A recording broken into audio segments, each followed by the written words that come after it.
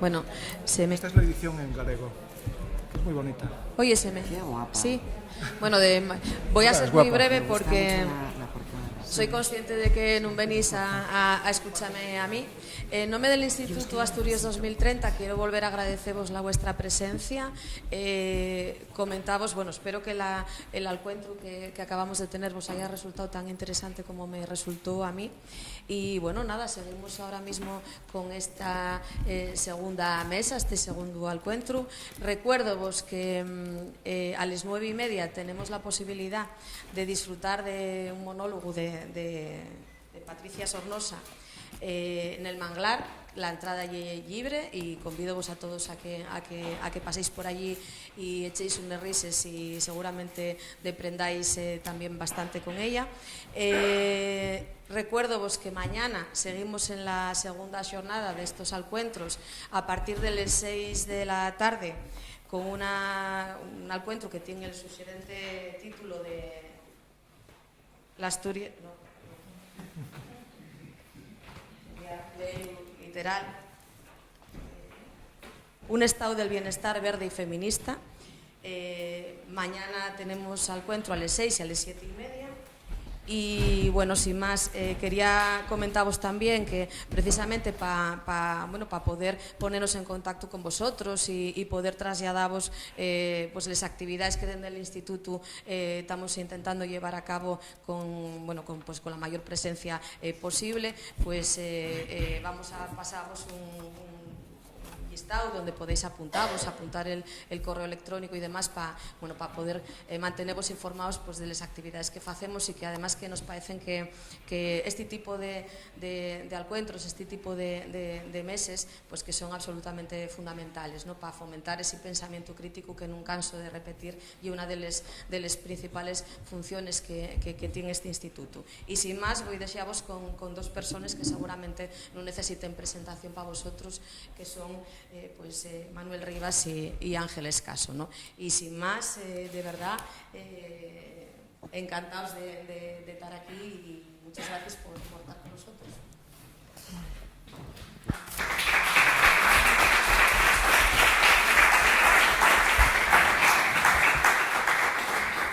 Pues está extraordinario, ¿no? Sí. Para mí es un momento maravilloso estar al lado de Manuel, con el que he compartido viejas militancias. Manuel, estuvimos juntos, si no recuerdo mal, en el Consejo de Greenpeace, sí, ¿no? Creo que coincidimos ahí. Y bueno, así muy por encima os digo, es uno de los, para mí, uno de los mejores escritores que hay ahora mismo en España, no solo por la belleza de lo que escribe, sino por todo aquello sobre lo que escribe y por su extraordinaria capacidad para mantener el compromiso, que es algo, ahora estábamos comentándolo ahí fuera, los dos estamos un poco de acuerdo en que se ha convertido en algo ya fundamental, esencial. Voy a empezar, aquí está la edición del libro de este contra todo esto, de este manifiesto contra todo esto, la edición en galego. Entonces, bueno, como estamos donde estamos y en lo que estamos, te voy a preguntar por esto. ¿Escribes en galego, escribes en castellano, te traduces a ti mismo? ¿Tienes alguna norma a este respecto o haces un poco lo que te va surgiendo? Bueno, gracias, gracias por la compañía. Estamos, yo creo que practicando una tarea fundamental, ¿no? También a la hora de cambiar las cosas, que es mantener espacios presenciales, crear lugares frente al deslugar, ¿no? Frente a ese régimen de distopía que trata de convertir los espacios humanos en deslugares, ¿no? Y bueno, gracias a Ángeles Caso, bueno, yo lo que puedo decir de ella es que me estaba acordando ahora de una parte de un poema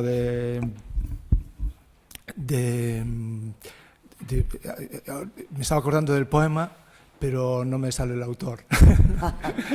Eso es lo mejor, o sea, ya es acervo popular. Pero bueno, el poema es en presencia, común presencia, y dice: apresúrate a dejar en el mundo tu parte de rebeldía, maravilla y generosidad, ¿no?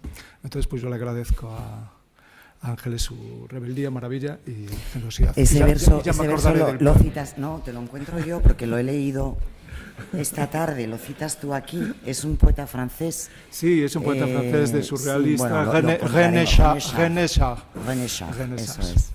Sí, gracias, lo encontraremos, ya lo encuentro hoy. Pero bueno, el gran éxito de un poeta, por otra parte, y volvemos luego a lo que te había preguntado hoy. Sí. Es que la gente se sepa de memoria sus versos y no sepa ni de quién son. Sí. Yo creo que eso sería lo máximo, ¿no? Lo que... Sí, yo la primera vez que escuché, digamos, la boca de la literatura y que eran poemas, y fue en boca de la madre, ¿no? Y eran poemas que ya había aprendido de niña. En mi casa no había libros, pero ella sí se sabía de memoria poemas de Rosalía y de Curros, que había aprendido en un desván de una casa rectoral, ¿no? Donde la tenía medio adoptada contra su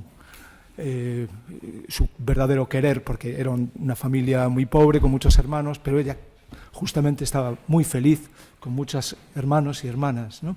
Pero bueno, en eso de querer ayudar, una sobrina del cura se la llevaba, y ella siempre que podía escapaba y para su casa, y cuando no podía escapar para su casa me contaba que escapaba para en galego decimos o fallado, ¿no? Y allí se encontró con esos libros y aprendió de memoria los poemas. Esa podría ser una historia de doña Emilia, sí, Pardo Bazán, sí, o de las Bronte, ¿eh? O de las Bronte. O de las Bronte.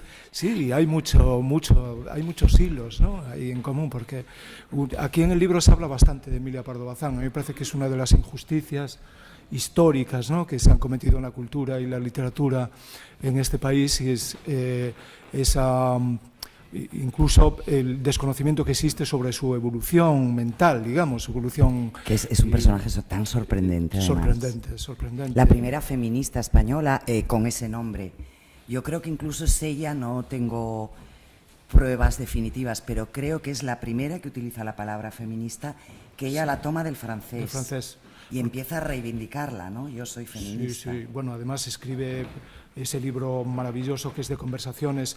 Ella se entrevista con Émile Zola, con Balzac, sí, con tal, habla con esta gente y hace esa novela, aparte de las más conocidas, bueno, esta también es conocida, pero aparte de Los Pazos de Ulloa y La Madre Naturaleza, que tienen tantísimo que ver efectivamente esa línea común con las Bronte y con la literatura que llamaban en Estados Unidos la literatura piel roja. A mí me gusta mucho esa división que hacía un crítico. Decía, hay escritores piel roja y escritores rostro pálido. Y entonces yo creo que los distingues rápidamente, ¿no? Distingues la literatura piel roja y rostro pálido.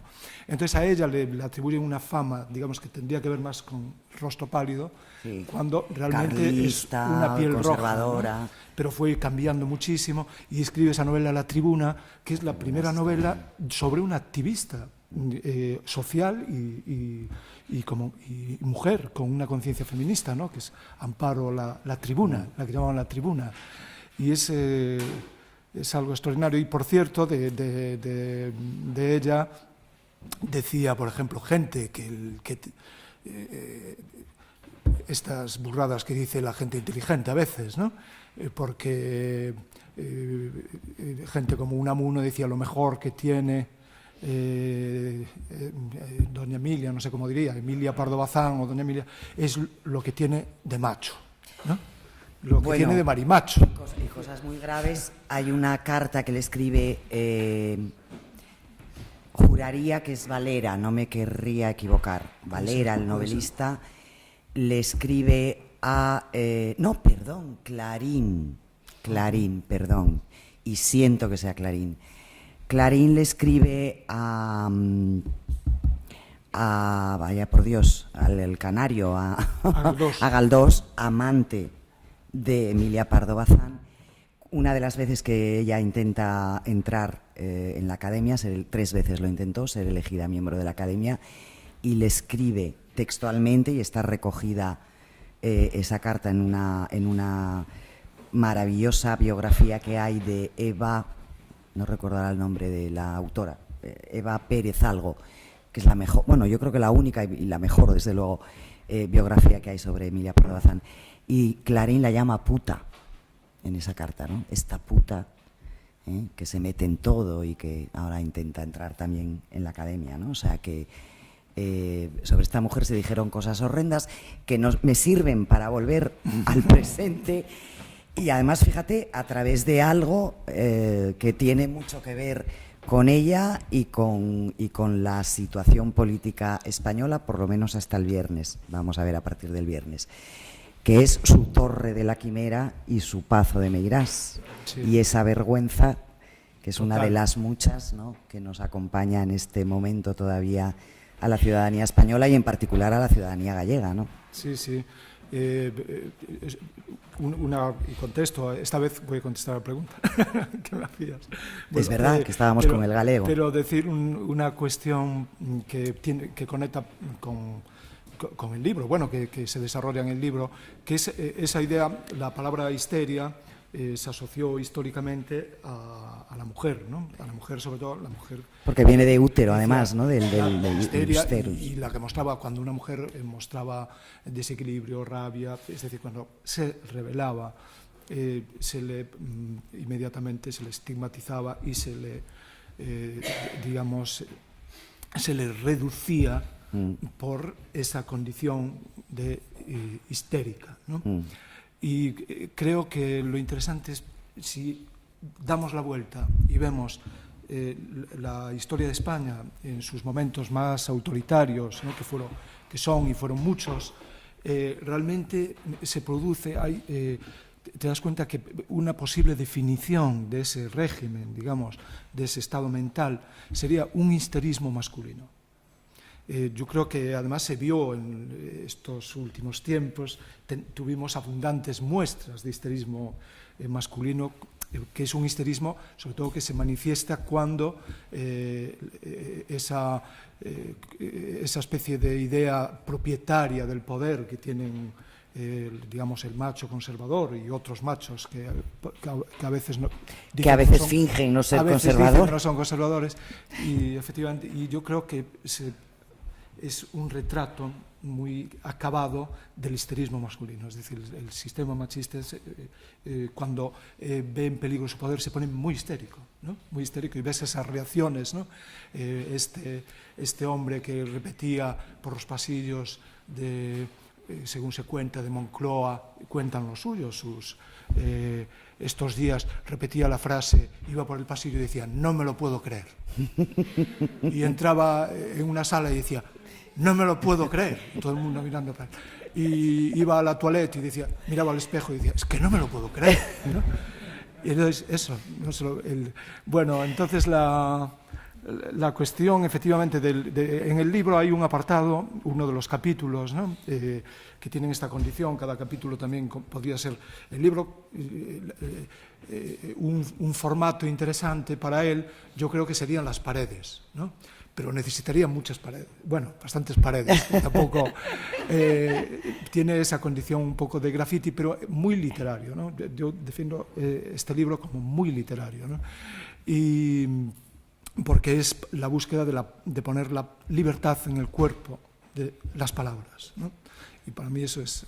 Ahora quería yo hablar de algunas de las palabras que utilizas. Entonces, en uno de los capítulos, efectivamente, se trata de la memoria histórica y de la desmemoria y de la contramemoria, que eso es muy importante, ¿no? Me parece a mí, porque al igual que aquellos que constantemente...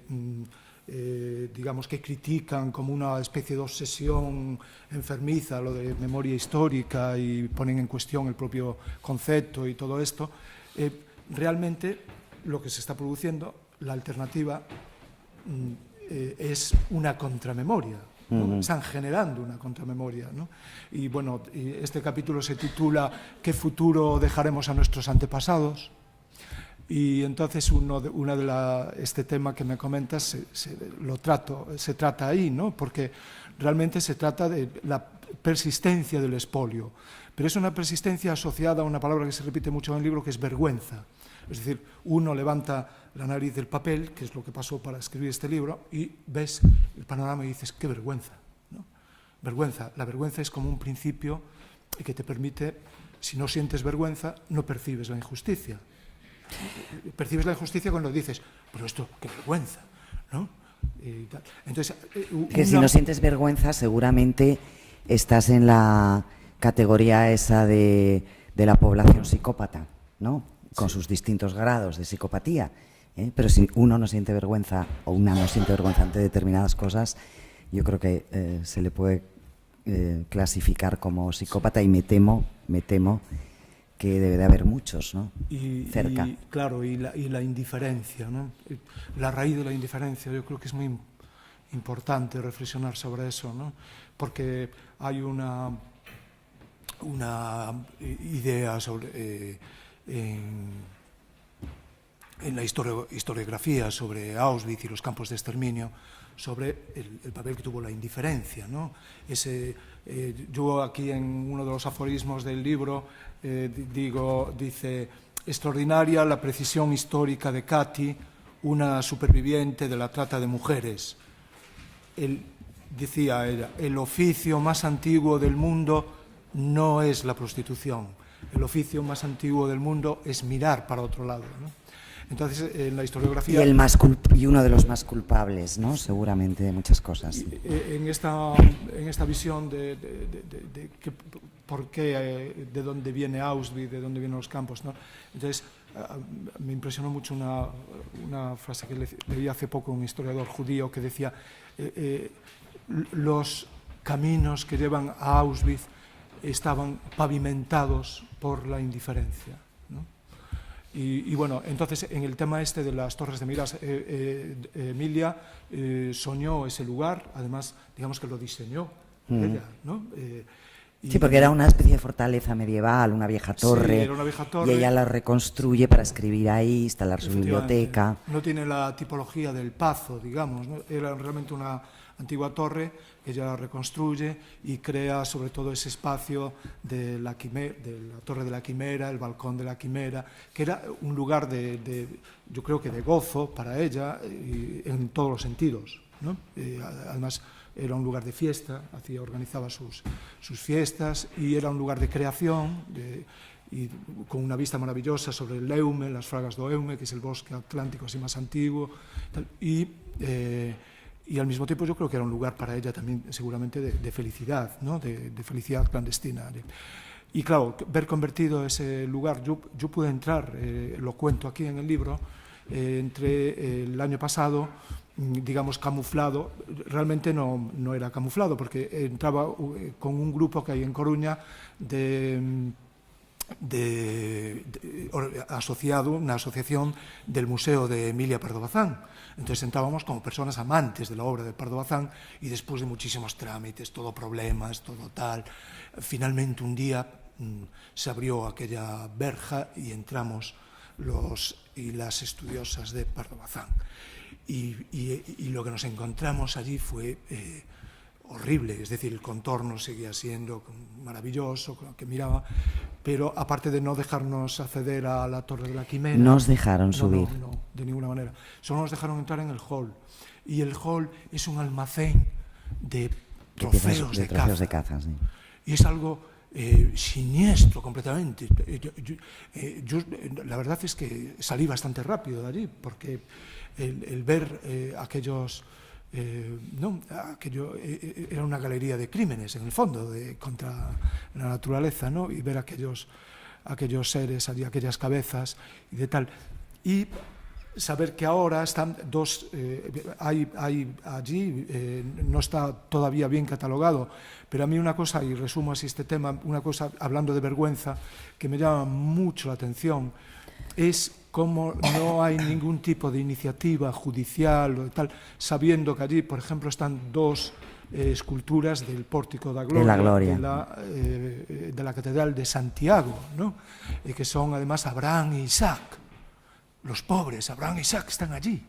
Los tiene metidos entre cabezas de animales, disecados, de trofeos de caza, ¿no? Como otras piezas de caza. Y los papeles de doña Emilia, su biblioteca, las cartas de Galdós, que se sospecha que las pudieron quemar, la Carmen Polo de Franco y su confesor.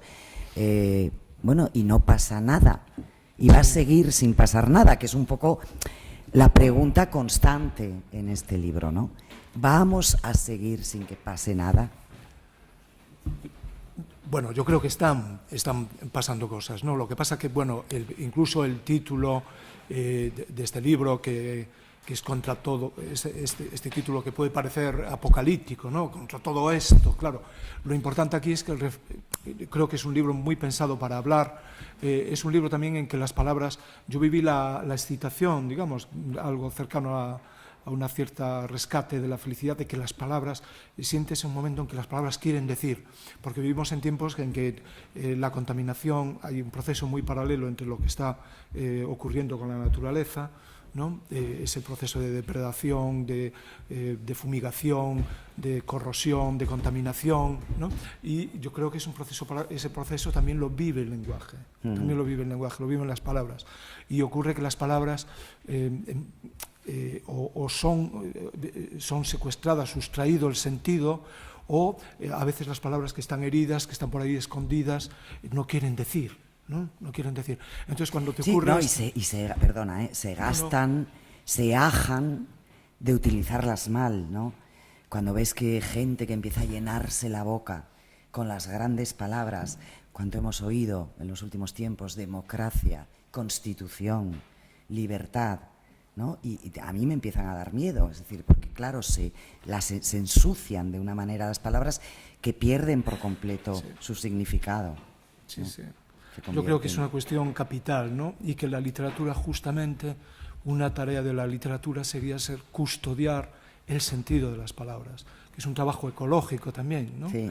Y esto claro, cuando ocurre que las palabras ves que se levantan del suelo, que quieren decir, pues es como si escribieras con la punta de la lengua, ¿no? Y aquí querían decir. Entonces, ese contra todo esto, evidentemente el todo esto, vamos viajando por lo que es la orografía del todo esto, ¿no? Pero todo esto no es todo, por suerte, evidentemente. Quiero decir que este no es un libro doctrinario, yo no pensé en un libro doctrinario, ni un discurso político tampoco, sino que su origen tiene que ver con esa relación con las palabras. Una relación con las palabras, por ejemplo, la primera palabra que aparece es vergüenza, ¿no? Esa palabra aparece miedo. Yo creo que parte de todo esto que es la producción de odio, todo esto que es la guerra contra la mujer, todo esto que es la guerra contra la naturaleza, todo esto que es el abaratamiento humano, ¿no? Todo esto que es descivilización, todo esto que es rearme y guerra fría otra vez, todo esto que es el odio, la producción las chimeneas de producción de odio están a tope, lo estamos viendo en un país tan maravilloso, ¿no? Con una historia como Italia, ver que está en manos de gente que dice en sus discursos esta semana, le dice a la gente más vulnerable que es la gente que lo único que tiene es una maleta cuando la tiene, y le dicen, pues prepárense a hacer las maletas, porque se acabaron los buenos tiempos, ¿no? Los buenos tiempos para quienes están metidos en centros de migración. El cinismo más absoluto, ¿verdad? Además, ¿no? Es aterrador. O sea, es escuchar cosas, ver cosas que dices, no creíamos hace 10 años, ¿no? Quienes todavía ¿verdad? Que se pudiera escuchar creíamos en esta Europa, en aquella Europa, en la Europa de Stefan Zweig, por ejemplo, ¿no? En la Europa del humanismo, en la Europa de los derechos humanos. No creíamos que fuéramos a escuchar y a ver ciertas cosas que estamos escuchando y viendo con una absoluta desfachatez y con una enorme indiferencia, y volvemos ahí, ¿no? Sí. A mí me parece que la mirada tiene que ser evidentemente local, universal, ¿no? Lo sabemos. Hoy no se puede luchar contra esa guerra contra la naturaleza, contra la violencia contra la naturaleza, la violencia catastral. Es una lucha transfronteriza, ¿no? Tienes que luchar localmente, pero tienes que tener esa visión, ¿no? Y todos los grandes problemas, que además son problemas en el fondo también culturales, que tienen que ver realmente con los valores, ¿no? Con las mentalidades. Y lo que sí observas en el mundo es que, por ejemplo, hay un internacionalismo de los ricos, hay un internacionalismo de los poderosos. Funciona no solo el Fondo Monetario Internacional, que está ahí constantemente, digamos, la sala de máquinas trabajando y con el Banco Mundial, sino que estamos hablando los grandes foros mundiales hoy en día, es el foro de Davos, es el foro. Y en cambio ha habido una fragmentación y una pérdida de ese sentimiento solidario que realmente es lo único que puede asustar, ¿no? Ya, ¿dónde está la internacional socialista, no? Claro, ¿dónde están las internacionales? ¿Dónde está esa colaboración, ¿no? Y entonces a mí me parece que lo que está ocurriendo en Europa es que Europa sobra. Europa, en la medida que hablábamos de una Europa, evidentemente Europa es más fuerte cuanto más política social exista, más europeísta será Europa, ¿no? Y Europa como espacio de libertad, como espacio, Jacques Lacan también decía, es un espacio de autocrítica. Es verdad que hubo potencias coloniales, pero en el mundo es uno de los espacios donde más se produce autocrítica, digamos, sobre ese imperialismo, ¿no? Y creo que claramente desde aquí hay un momento que me parece clave, que es parte también central en el libro, y es cuando se produce lo que es evidentemente una revolución, el 68, porque el 68, pese a la visión reduccionista y a veces despectiva que algunos dinosaurios dan, ¿no? De que fue una especie de juerga de niños bien, ¿no? Y de tal, porque lo reducen a París, y ni siquiera París fue eso, pero el 68, a poco que explores, te encuentras que fue la primera vez que hubo un movimiento, los intocables salieron a la calle en la India, se incrementó la lucha contra el apartheid en Sudáfrica, se frenó Vietnam, realmente ahí fue donde se puso punto final a Vietnam, con todos los movimientos de derechos civiles en Estados Unidos, pero también en el norte de Irlanda, o en Irlanda del norte.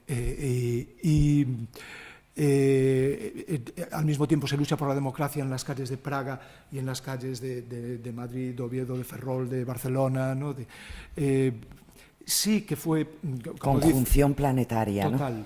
Y no, como decía Francisco Fernández Buey, ¿no? Él decía, fue el gran susto. Y efectivamente fue el gran susto para los poderes. Y hay una reunión en el 75 de la Comisión Trilateral, ¿no? Que es otro foro internacional de los poderes, donde convocan a catedráticos, empresarios, expertos, todo eso, y dicen, ¿qué pasó en el 68? ¿Qué nos pasó en el 68? ¿No? Porque ya estaba la resaca, digamos.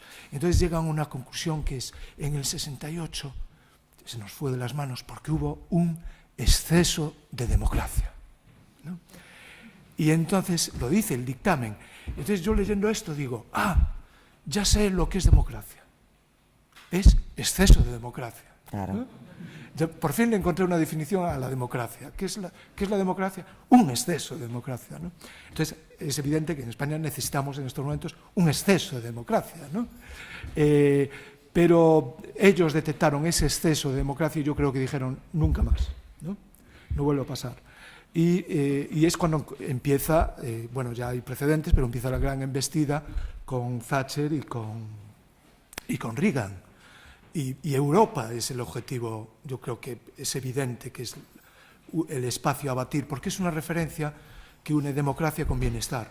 Y eso molesta en el mundo, ¿no? No, y lo que mencionabas antes, ¿no? La capacidad de autocrítica que ha tenido la ciudadanía europea, ¿no? Que me parece que sí, nos ha diferenciado seguramente, es decir, hemos sido menos sumisos, menos obedientes. Bueno, ahí está la revolución francesa como el ejemplo máximo, ¿no? De la insumisión de la ciudadanía europea. Pero a lo mejor, como tú dices, lo que ha ocurrido desde los 70 hasta ahora ha acabado con todo eso, ¿no? Bueno, yo creo que están en eso, ¿no? Están en eso y es muy preocupante ver países, pues Hungría es tremendo, ¿no? Lo veían como el discurso que hace también contra la inmigración y los refugiados. Hablan de, no solo él, sino en Bulgaria, en Polonia, se utiliza, tenemos que ser un dique contra la inundación para salvar la civilización europea. Es un discurso tremendo que recuerda entre guerras, ¿no? Que recuerda, es el discurso protonazi, ¿no? Y entonces, además lo paradójico, ¿qué pasa? Esto lo dice en Hungría, y Hungría está viviendo una caída demográfica brutal. Entonces dice, tenemos que ser el dique para la inundación, pero la gente se le marcha por debajo del dique, ¿no? La gente joven, como también está pasando en lugares de España, ¿no? Hay esa emigración, esa nueva emigración, ¿no? Que también yo creo que es interesante cuando se habla de memoria, pensar los términos, la importancia de la memoria, no solo para la memoria histórica, para los acontecimientos históricos, es fundamental la memoria ecológica, porque nos vamos acostumbrando a estándares que ahora nos parece en Galicia normal que esté todo lleno de eucaliptos. Yeah. La gente, digamos, nos parece, a mí no me parece normal, me pone enfermo, ¿no? Ese régimen partido único del eucalipto. Pero la gente que nace ahora o qué tal, lo que ve esa es la naturaleza que ve. Y era una naturaleza que digamos que es evidentemente es producto de un monocultivo, es de un proceso destructivo. Pero también es necesaria la memoria para estas cuestiones como sociales, como la emigración. Por ejemplo, en parte estos problemas yo creo que ocurren es cuando se olvida. Italia es un país de migración, ¿no? Buenos Aires, Estados Unidos, Nueva York, todo tal. Claro. Entonces, estas cosas se pasan, yo creo, de ahí la importancia de la memoria, ¿no? Porque la tendencia al nuevo riquismo es inmediata. Sí. ¿No? Entonces, qué fácil, qué rápido se nos olvida que también fuimos pobres, que fuimos emigrantes, que fuimos refugiados. Sí. Yo cuando oigo a gente aquí diciendo determinadas cosas contra los refugiados y pienso, pero ¿y tu abuelo, tu abuela o tu tío no habrán sido también refugiados? Seguramente sí. Y es que ya se les ha olvidado. Sí. ¿No? O sea, no solo es que la memoria es corta, es que nos volvemos nuevos ricos a una velocidad desastrosa, ¿no? Y se crea contramemoria, ¿no? Contramemoria, por ejemplo, es cuando hablamos de migración, fíjate, a mí me preguntan, ¿pero qué es para ti la patria? Y digo, una maleta, ¿no? Porque yo identifico en cada casa de la familia, entonces allí estaba la maleta, ¿no? Y es lo primero que se me ocurre. Una patria es una maleta, ¿no? Una patria portátil. Con los poemas de Rosalía siempre, claro, sí. Que se los llevaban a todos los sitios, ¿no? Y entonces, no, cuando surgen estas cuestiones, ahora mucho, ¿no? Siempre hay alguien que dice, pero es que nosotros íbamos con papeles, sí. ¿No? Íbamos con contrato. Nosotros íbamos a trabajar, que sí. Yo lo he oído también, ¿no? Y esto de íbamos con contrato, íbamos con papeles. Entonces les digo, sí, mi padre, albañil, fue a Venezuela y le dijeron, tú, claro, al llegar allí tienes que decir que vas de visita, que eres turista, que vas de vacaciones. Y tienes que buscarte un oficio, algo, una cosa que... Entonces decía mi padre, me pasé todo el viaje atravesando el océano pensando qué iba a decir en aduanas, ¿no? Pues, wow, y tal. Y entonces llega y tiene la brillante idea, dice, llega a aduanas en La Guaira y dicen, profesión, y dice él, ingeniero de obras públicas. Y siempre contaba mi padre, dice, durante un día fui ingeniero de obras públicas. Estaba muy orgulloso de su condición de ingeniero de obras públicas. Entonces, claro, toda esta falacia, tal, cuando incluso barcos desde Canarias, que llegaba la gente tipo pateras, ¿no? Eso está documentado, hay un libro de Gustavo Guerrero sobre la catira de Cela, y hay un capítulo que habla de la llegada de gente, que son historias, episodios desconocidos, gente que ha pasado en Galicia desde el norte de Portugal en barcas para llegar a Francia, gente que iba en camiones cisterna desde Galicia. Uno de los primeros negocios de un conocido contrabandista en Galicia fue ese tráfico de migrantes. Y hay muchísimos gallegos en Ermua porque los dejaban, en vez de dejarlos en Francia, los dejaba allí. Y les decían, ale, xa estades en Francia. Y bajaban, y claro, ellos escuchaban un idioma y decían, debe ser francés, era euskera, ¿no? Y tal. Bueno, quiero decir que son algo más que anécdotas, ¿no?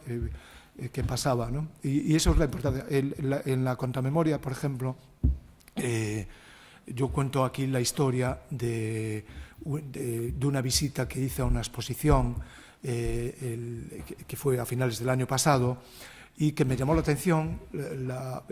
Visité esa exposición porque vi, mirando el telediario, ponía la primera, es muy interesante el telediario, ¿no?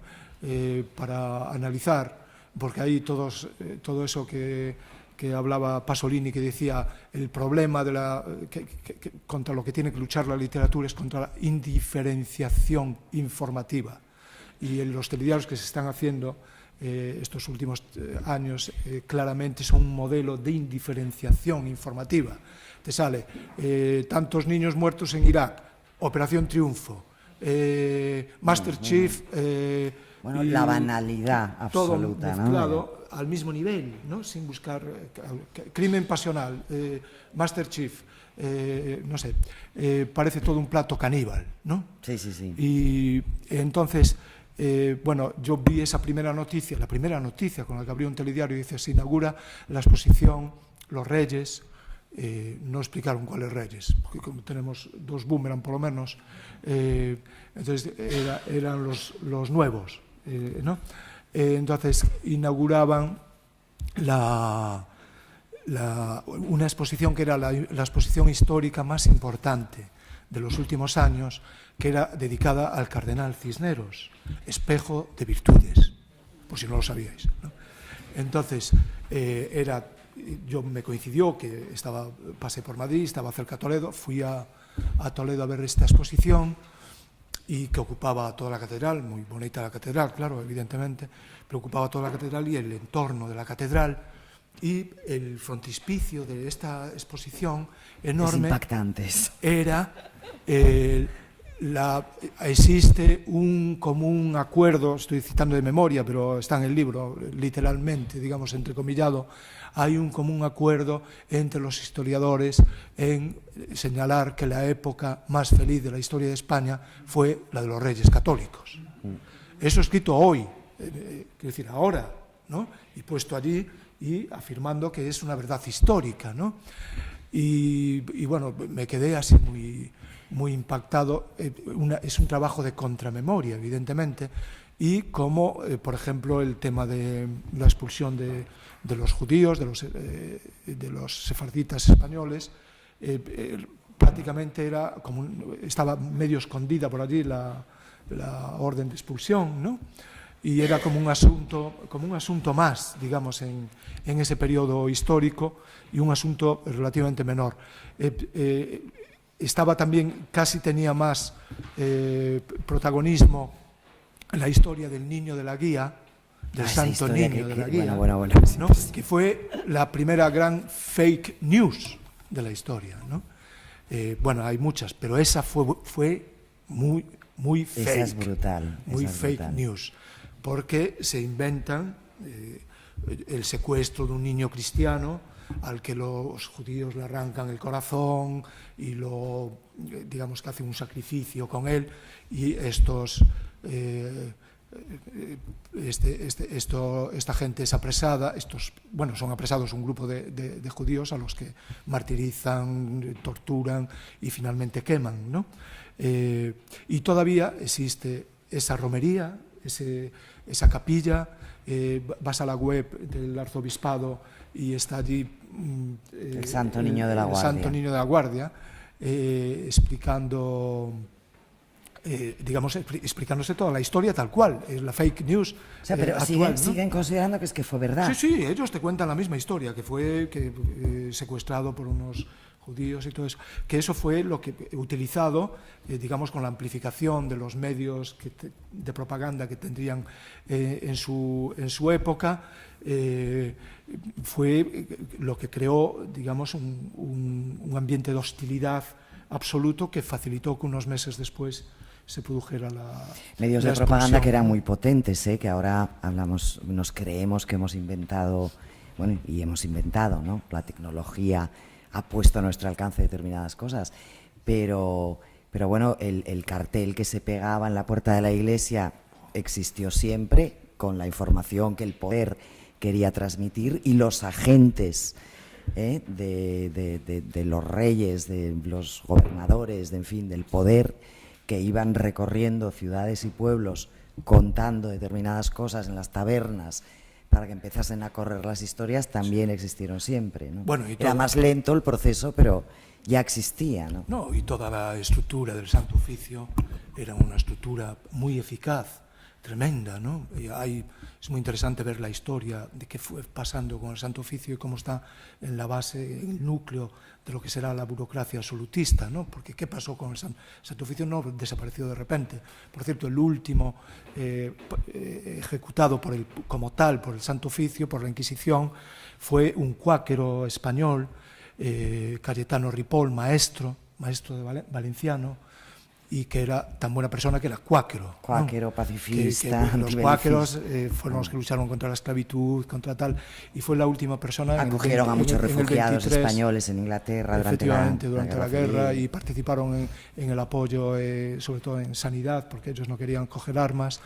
Y bueno, pero claro, todo ese aparato y lo que eran, como dice una vecina mía, lo que eran los curas en los pálpitos, ¿no? Hablando, y entonces, por cierto, que me contaba, porque ella no se calla, y Barca me contaba que un día en Semana Santa, haciendo el Vía Crucis, bueno, al final el cura, que estaba ese día especialmente enojado, pues les echó una bronca tremenda con el crucifijo detrás. Dice, porque por culpa vuestra está Cristo así, ¿no? Por culpa de vuestros pecados, por culpa tal. Y la gente que todo el día había estado trabajando, ¿no? Allí tal, cortando hierba y todo eso, aguantando encima el asunto penal, aquel, ¿no? Entonces, pues tal, hasta que Barca dijo, non puiden aguantar máis. E dicen, señor cura, o Cristo xa estaba así cando trouxeron. Oye, Manuel, ¿cómo los gallegos sois tan grandes contadores de historias? Bueno, tenemos días. Que tenéis... No. La verdad es que Galicia ha dado algunos de los mejores escritores, bueno, desde hace muchos siglos ya, ¿no? Escritores de ficción y también poetas, ¿no?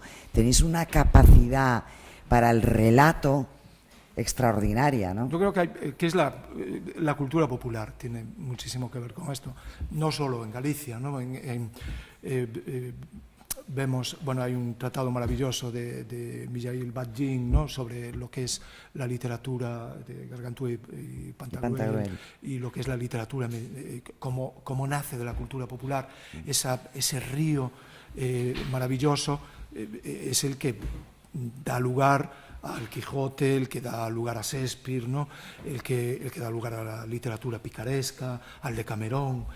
Ahí están viviendo la cultura popular, ¿no? Que pasa que después vino esa mirada, digamos, un academicismo que estableció una especie de división, de frontera, ¿no? Y se perdió un poco esa conexión, ¿no? Y yo creo que en Galicia, por ejemplo, hay un factor de autodefensa con lo que llamamos la ironía, la retranca, ¿no? Eso de contestar a una pregunta con otra pregunta, ¿no? Son mecanismos de autodefensa. En la cultura popular es extraordinario, ¿no? Esa viñeta de Castelao cuando le dice un paisano a otro, le dice, pois xa que o sabes, voucho contar, ¿no? Que es genial, ¿no? Pues es una cosa tan sutil, ¿no? Pues ya que lo sabes, te lo voy a contar, ¿no? Y entonces está... Eso es genial. Sí, yo creo que tiene que ver mucho, es una forma de contestación, es un humor que hace pensar, ¿no? Que te deja así, es como el niño que le dice a la madre, ¿pero por qué no quieres ir a la escuela? Y dice, porque siempre me hacen preguntas que no sé contestar, ¿no? Es esa forma. Pero parece que crecéis todavía sentados junto al Llar, ¿no? Con las abuelas contando relatos. Los gallegos algo tenéis ahí mágico absolutamente, ¿no? Para la construcción del imaginario humano y para la utilización de la palabra. Además, y vuelvo a la pregunta inicial que te dije, que yo creo que a la gente de aquí le interesa. Esta tranquilidad, privilegio y felicidad con la que utilizáis las dos lenguas, ¿no? Que es algo maravilloso y admirable, ¿no? Envidiable. Yo, la época que viví, creo que tuve bastante suerte, ¿no? En el sentido de que todavía viví ese periodo de transición.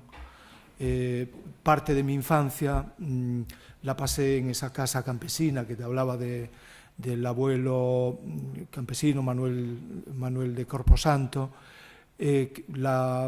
Nombre de novela ya, ¿eh? Sí, el nombre del abuelo, ¿no? Manuel de Corposanto. De Corposanto, porque le ponía el nombre del lugar, ¿no? Era Manuel de Corposanto. Y la abuela había muerto muy joven, pero quedaron 5 hijas y 5 hijos. 2 en la posguerra murieron realmente, yo creo que de necesidad, ¿no? Pero aún así quedó mi abuelo. Bueno, hay episodios hay que contar tremendos. Ahí lo fueron a buscar en el 36, habiendo la casa llena de criaturas, y de ahí viene cierta relación con el cura, porque es el cura que era una especie de trabuquer, que era carlista y con su sotana y tenía un pistolón debajo. Pero entonces, como él sabía cómo era mi abuelo, lo que pasa es que mi abuelo era secretario de la Mutua Campesina y recibía el periódico de Izquierda Republicana, ¿no? Y leía, claro, graves pecados, ¿no? Y leía, entonces lo van a buscar. Y es el cura, digamos, en el momento en que están en el muro, además en el muro del cementerio, aparece con otros y aparece el cura ordenando que lo suelten, porque todos sabemos que tenían esa capacidad, ¿no? Ese poder. Bueno, pues claro, era algo que estaba en la memoria familiar muy grabada esa historia, pero decía que yo tuve la suerte de pequeño, con mi hermana mayor, de vivir bastantes periodos. Allí mi madre era repartidora de leche, era leiteira, ¿no? En Coruña, y entonces mi padre, como conté, también era migrante, y pasamos bastante tiempo ahí en ese espacio, que era un espacio de mucho trabajo, todo el día era trabajar, pero por la noche se transformaba completamente el Llar, la lareira, ¿no? Efectivamente, además la casa campesina era la parte baja, arriba estaba el sobrado, era el suelo de madera, y el sobrado era donde estaban los cuartos de dormir, ¿no? Separados, o alguno por madera y otros por paños. Y entonces había una escalera en el medio, tabicada, de madera, y a un lado estaba la lareira, que era como una televisión tridimensional, porque te metías dentro, ¿no? Sí, nos metíamos dentro, allí y tal, y al otro lado estaban las cuadras con las cortes que hicimos con las vacas, ¿no? Con os comedoiros que sacaban las vacas, sacaban las cabezas, y mientras oías hablar, porque había también bastantes chicas en casa, pues venían vecinos, claro, y venían jóvenes por allí, estaba muy concurrida por la noche, había muy buen ambiente en el nightclub de la Lareira, ¿no? Y entonces, y contaban, claro, las historias que se cuentan, porque dice, claro, cuando se asocias con la literatura popular parece que todas tienen que ser historias de Santa Compaña, claro que aparecía la Santa Compaña, pero la Santa Compaña aparecía porque la Santa Compaña, yo qué sé, querían ir para Cuba, los muertos, así cosas, así de estas, que conectaban con la actualidad, ¿no? Pero había también las historias del monte, del maquis, había las historias de las peleas en las verbenas, que era como serie negra, ¿no? Así, tal. Quiero decir que los géneros eran contemporáneos también, muy variados.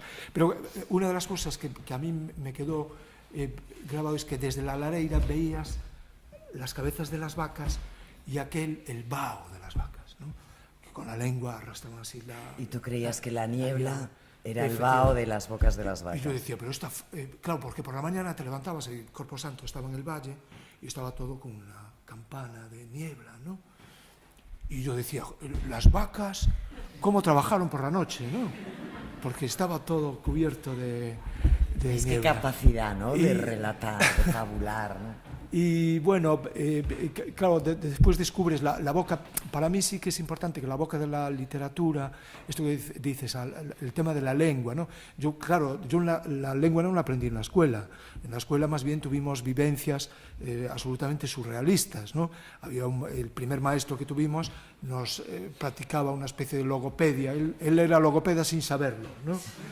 Entonces, claro, hablar gallego era hablar mal. Directamente, no era dialecto, no había aquí dialecto, pasaba lo mismo. Era falar mal, era hablar mal, ¿no? Y entonces nos hacía unos ejercicios que eran de este tipo, que era los pájaros, las frases.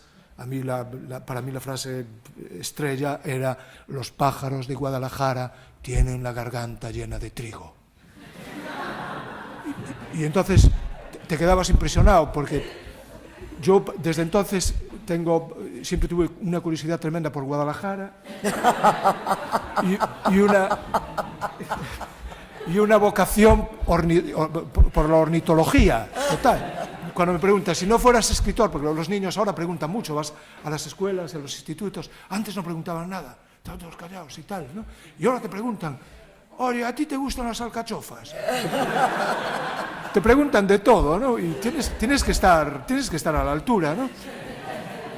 Y claro, entonces te preguntan, ¿pero qué, si no fueras escritor, qué te gustaría ser? Y yo siempre digo, ornitólogo, ¿no? Tengo claro, y es por los pájaros de Guadalajara. No me extraña nada, claro, eso te marca la vida. Y entonces, claro, aquello era terrible, porque decir los pájaros de Guadalajara tienen la garganta llena de trigo, no te creas tú, porque arrancabas ya con los pájaros de Guadalajara, ¿no? Ya, bumba, ¿no? Le dabas la vuelta a todo aquello y te caía así algún palo, ¿no? Entonces este maestro un día, claro, hacía, las preguntas siempre eran intimidatorias, y un día era otra contradicción que vivías, claro, por eso la memoria es tan importante, ¿no? Porque él hablaba muchísimo de que España volvía a ser un imperio donde no se pone el sol. Y entonces nosotros miramos por la ventana con la boca abierta, ¿no? Diciendo, pues a mí me gusta ese imperio, pero ¿dónde está? ¿Pero dónde está? ¿No? Decía, ¿dónde está? Y tal. Entonces, y preguntaba, entonces hizo un día la pregunta esta, dice, ¿y ustedes de mayores qué quieren ser? Y hubo un silencio total, ¿no? Y mirándonos y tal, porque hizo la pregunta de forma amable. Y dice, ¿qué es lo que pretende este? ¿No? ¿Qué es lo que nos quiere sacar? ¿Qué trampa será esta? ¿No? Y tal. Pero siempre hay un valiente, ¿no? En las clases, en las aulas, en todas partes, en las minas, en todas partes, en el mar hay un valiente o una valiente. Normalmente es una valiente. Bueno, en este caso era un valiente que levantó la mano, Antón, y dijo, emigrantes. que era verdad, todos queríamos ser inmigrantes, porque llegaba la maleta en Navidad, por ejemplo, no, las maletas que llegaban ya de Europa y tal, y incluso alguna traía el Playboy debajo, ¿no? Ya, bueno, aquellas maletas eran la gloria, ¿no? Venían maletas con juguetes, con coches que andaban y cosas así, muñecas que hablaban en alemán, pero bueno, y tal, Ingrid, ¿no? La muñeca Ingrid, la muñeca Ingrid, yo me acuerdo de María Victoria, una vecina, y que nos venía, era igual que la maleta, ella había estado en Alemania también, que la maleta, perdón, que la muñeca, y ella era también pelirroja, y la muñeca, bueno, estoy aquí contando un amor, y hablaba alemán, la muñeca, ¿no? Y ella también. Bueno, entonces acabo ya la historia eso que te pregunta, inmigrante, y entonces fue la primera vez que vi a aquel hombre realmente consternado, ¿sabes? Se quedó aquel muy grande, corpulento, muy autoritario, y aquel hombre se quedó descolocado completamente. Por eso que la verdad es extraordinaria, porque la verdad desequilibra. La literatura tiene que desequilibrar. Estoy viendo la imagen de Rajoy el viernes. ¿Verdad? Desequilibrado, ¿no? Desequilibrado ante la verdad, ¿no? Sí. Sí, aquel hombre, claro, que hablaba del imperio y dice, estamos en un imperio y estos se quieren marchar. Se quieren marchar de migrantes, ¿no? Era una cosa que... A las tierras del pecado, ¿no? Sí. Manuel, nos quedan... no llega a 10 minutos, me han dicho que a menos 10 tenemos que terminar. A mí hay dos cosas... Bueno, todavía no me has dicho lo del galego y el castellano. Sí, el galego. Es que bueno, llevo desde el principio intentando sacártelo. Sí, eso que comencé, ¿no? Que en la historia, lo que pasa que los galegos, una de las cosas que decía Unamuno, decía Vallenca, es que ustedes hablan con curvas, ¿no? Y entonces es verdad que hay cierta tendencia a la curva, ¿no? Y a la espiral, ¿no?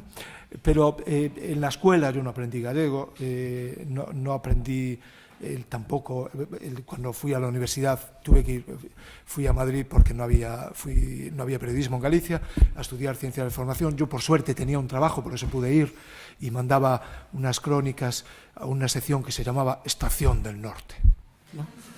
Que era y ¿qué pasa? Que el galego, la lengua galega, realmente la aprendí en casa, la aprendí con la vecindad, la aprendí era la lengua de las fiestas, era la lengua de los entierros, de los velorios, es decir, ante la muerte y ante la fiesta se hablaba en galego, ¿no? Era no estaba, evidentemente no estaba en la iglesia. La parte izquierda del cerebro. Claro, no estaba en la iglesia, pero fíjate, yo por ejemplo, cuando tengo que explicar la diferencia entre periodismo y literatura, me sitúo claramente en el escenario de la iglesia de niño, ¿no?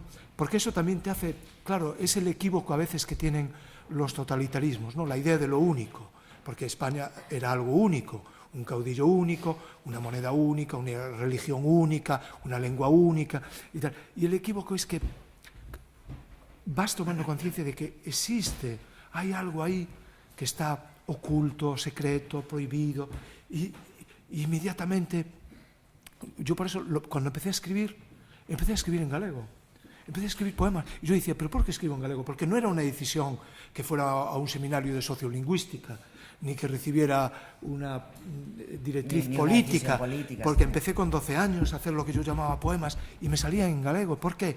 Y yo creo que tiene que ver con ese decir lo que no se puede decir, ¿no? Y ver lo que no se puede ver, ¿no? Que en los desastres de la guerra de Goya aparece esa leyenda, no se puede mirar, y claro, inmediatamente allá iba todo el mundo a mirar, claro, ¿no? Y entonces, volviendo a ese escenario de la iglesia, eso que no se hablaba gallego, el cura no hablaba gallego para gente que hablaba galego, y entonces cuando te contaban el diluvio universal, bueno, la iglesia era una nevera en verano, que estaba bien, y en invierno, que no estaba tan bien, ¿no? Era aquello, y notabas, se daba un proceso, que todo era de piedra, todas las imágenes, todo, bueno, las columnas, el románico, aquel, ¿no? De la iglesia de San Vicenzo del Viña. Y entonces lo que notabas a medida que avanzaba la misa, que también te ibas petrificando, ¿no?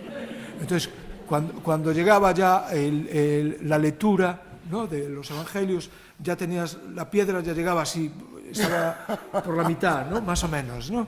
Y entonces salía el cura y contaba lo del diluvio universal. Y decía, porque llovió 40 días y 40 noches. Y había una sensación en la gente de cierto desencanto, ¿no? Que tampoco era para tanto, no, decía, 40 días, 40 noches, pero si aquí lleva lloviendo desde finales de agosto y estamos en abril, ¿qué son eso de 40 días, claro, 40 noches? Y decía, esto no es nada, ¿no? Y decía, pues vaya diluvio, decía, ¿no? La gente, le veías los ojos, así la mirada, ¿no? Diciendo, vaya diluvio, ¿no? Y entonces decía, a continuación el cura decía, bueno, y Noé soltó una paloma y un cuervo para ver qué pasaba cuando se redujeron las aguas.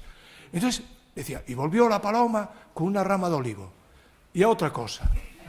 Se marchaba y todos diciendo, ¿o corvo? Claro, ¿qué pasó con corvo? ¿No? Decía, aquí no nos puede dejar la película incompleta, ¿no? Y tal. Y entonces salías y veías el cuervo. Y decías, coño, ese debe ser el cuervo. Porque siempre había algún cuervo por ahí. El cuervo del diluvio estaba allí, ¿no? El cuervo del diluvio. Y ese volar que tienen maravillosos los cuervos, ¿no? Porque es, para mí, de los poemas más maravillosos que hay, es, aparte del Nevermore de Allan Poe, hay de un poeta gallego de Eduardo Pondal, lo que dice, feros corvos de sayas, que vagantes andás, en salvase compaña, sen ose nin mañán, quen puidera ser voso compañeiro, pola gandra longal, no ser compañero del cuervo, no volando. Y entonces decías, claro, la poesía es el cuervo y el periodismo es la paloma, ¿no?, que trae información, y el cuervo sigue hacia lo desconocido, ¿no? 5 minutos. Periodismo. Es, bueno, lo hablábamos antes de entrar, pero está aquí también presente, ¿no?, en este maravilloso manifiesto, lleno de palabras que yo no sé si te las has inventado, pero que me gustan mucho, ¿no? Dice, todo esto es canallocracia. Sí. ¿No? Eso está tomado de un poema de Rubén Darío. Ay, es verdad, si luego lo mencionas. Sí, sí. Dice, de rudos malsines, falsos paladines y espíritus finos y blandos y ruines del hampa que sacia su canallocracia. Palabra extraordinaria. Es que a mí me parece que es la definición perfecta, ¿no?, de lo que está pasando, ese hampa que está empotrado, que se empotró en el Estado, ¿no? Y realmente, si hablamos de cifras, del saqueo público, ¿no? Hay que hablar de un saqueo público, del número de cargos que están imputados, ¿no?, de la propia forma de hablar, ¿no?, de cómo se creó ya esa sensación de impunidad y de que, digamos, el Estado era una propiedad patrimonial, que es cuando en vez de existir partidos existen facciones, ¿no?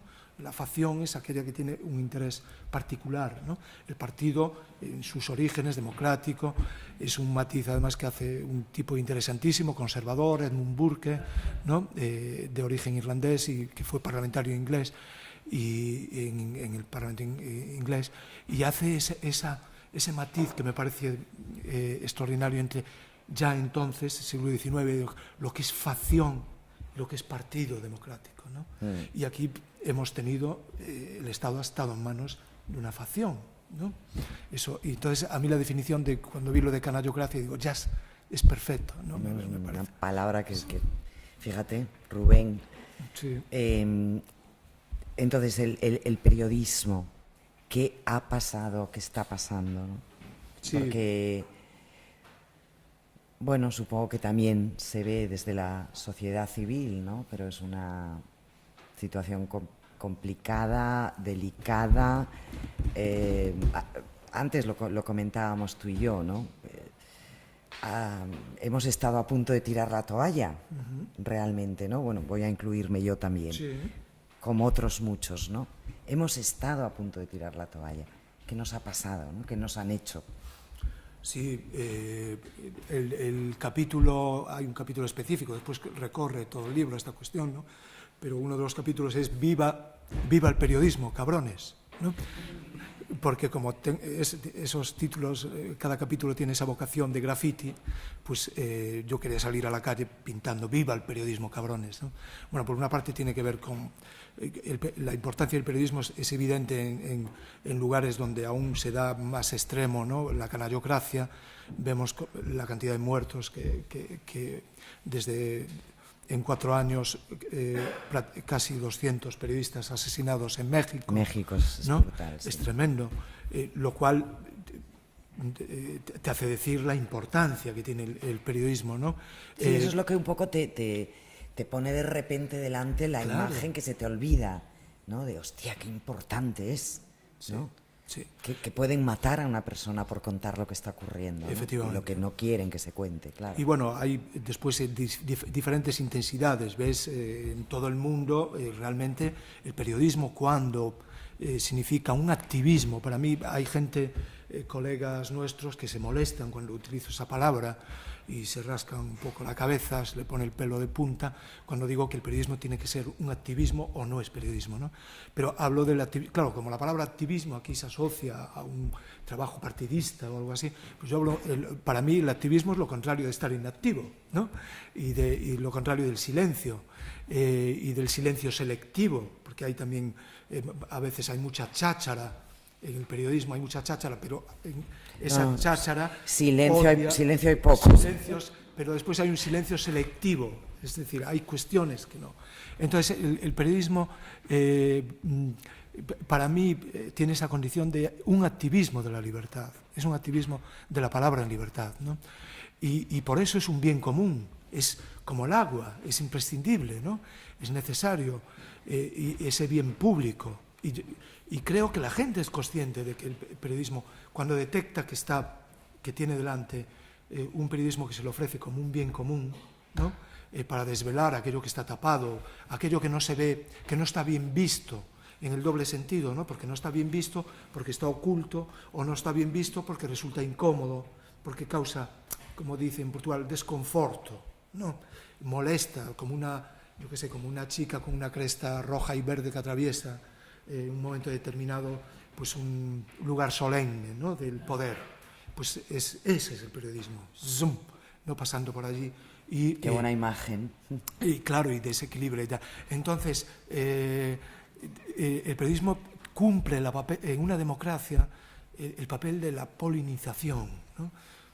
Cuando estos paralelismos que fuimos haciendo entre naturaleza y de tal, todos sabemos que es terrible lo que está pasando, no solo con muchos animales, por supuesto, y muchos seres, pero es tremendo lo que significa para la naturaleza lo que está pasando con las abejas, ¿no? Con las abejas. Las abejas es la polinización, es, digamos, en democracia el equivalente es el periodismo, ¿no? Con las palabras. Si mueren ese periodismo abeja, ¿no? Realmente estás desdemocratizando una sociedad, ¿no? Haciendo otra cosa, aunque se mantenga la apariencia, ¿no? Sí. Que ahí yo cito a Mark Twain cuando dice con mucha retranca gallega que tenía Mark Twain. Y dice, bueno, Dios nos concedió a esta gran nación, le concedió el favor de 2 regalos maravillosos, que son la libertad del pensamiento y la libertad de expresión, y también la cautela para no ejercer ninguno de ellos. Y entonces creo que es un buen retrato, ¿no? De lo que ha pasado estos últimos tiempos, sí. De lo que se sigue. Ahí está la ley Mordaza, que es una ley absolutamente arbitraria y hecha para no ejercer la libertad, para no ejercer los derechos, no ejercer esas dos grandes bendiciones de la libertad de pensamiento y la libertad de expresión, ¿no? Que esperábamos, decíamos antes Manuel y yo, esperamos, ¿no? Que el primer gesto mañana del nuevo gobierno sea derogar, no sé si se puede hacer así, pero bueno, sea derogar. Yo creo que se puede hacer, claro que sí, si quieren. Si debería ser mañana el primer gesto. Una buena noticia sobre el periodismo, que está ocurriendo estos días, porque está en votación el nombramiento, que es el nombramiento como directora del país de una extraordinaria periodista abeja, una periodista de redacción de las auténticas, ¿no?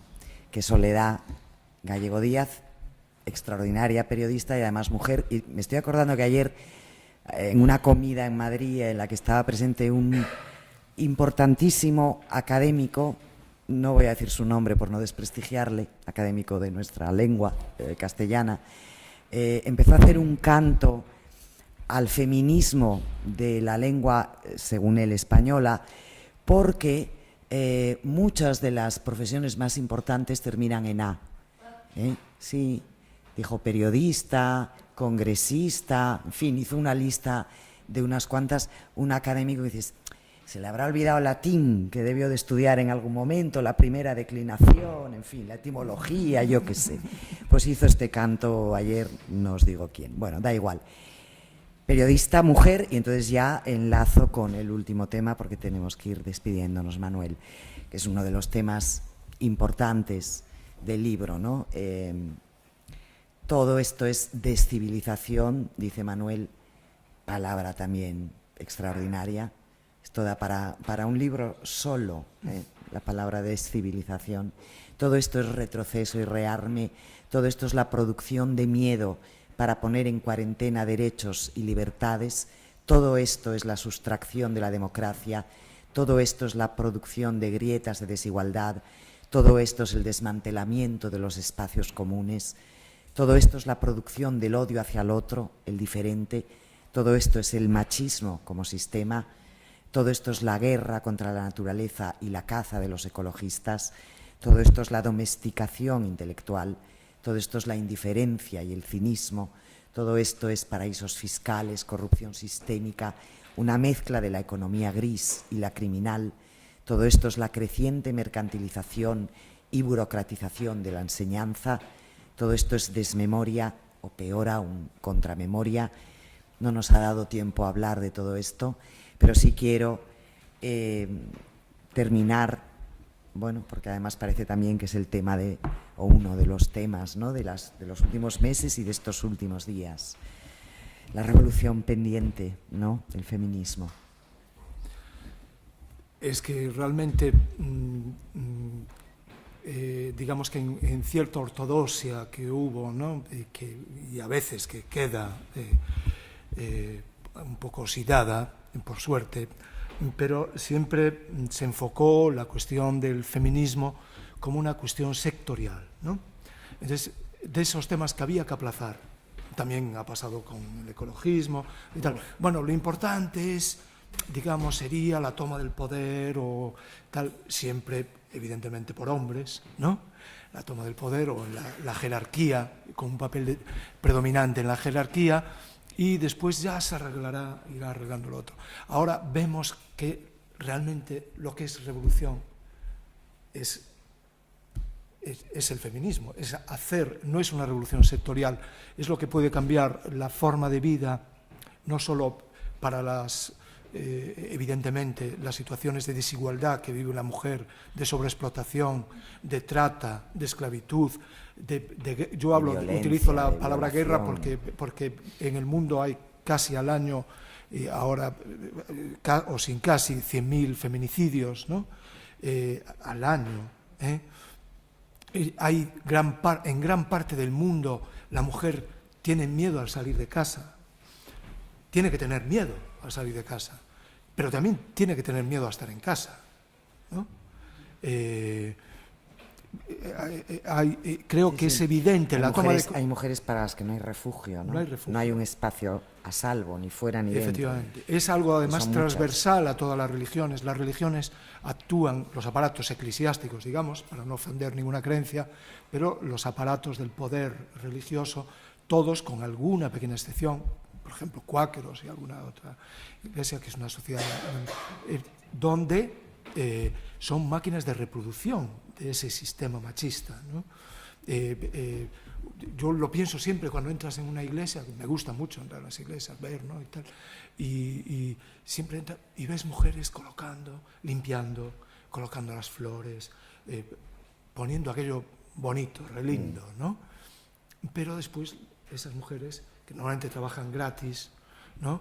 Emplean su tiempo allí y tal, pero después ¿quién aparece allí como intermediario del Dios Padre? Siempre va a ser un macho, ¿no? Durante muchos siglos se prohibió, creo que fue en el siglo XII o XIII, y debió de durar, yo no sé si todavía no durará la prohibición, no sé si se habrá levantado en algún concilio, se prohibió que las mujeres, que sí lo hacían, las monjas, en aquel momento tocasen los objetos sagrados, el cáliz, bueno, estas cosas de las misas y de las ceremonias, ¿no? O sea, sí, es realmente creo que a veces se confunde revolución, la palabra revolución con puede confundirse con un gran estallido, o puede confundirse también con lo que es un cambio en la superficie, ¿no?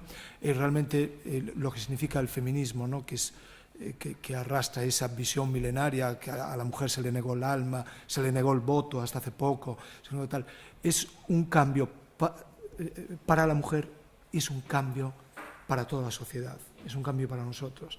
Y nosotros, yo estoy diciendo esto ahora, pero tengo que decir, y por eso es importante escribirlo, pensar sobre eso y escribirlo y repetirlo, porque estamos llenos de pliegues de machismo, ¿no? Y, en fin, gracias por todo.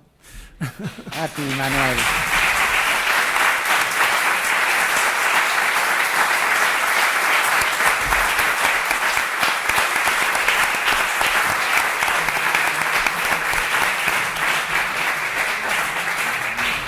Gracias.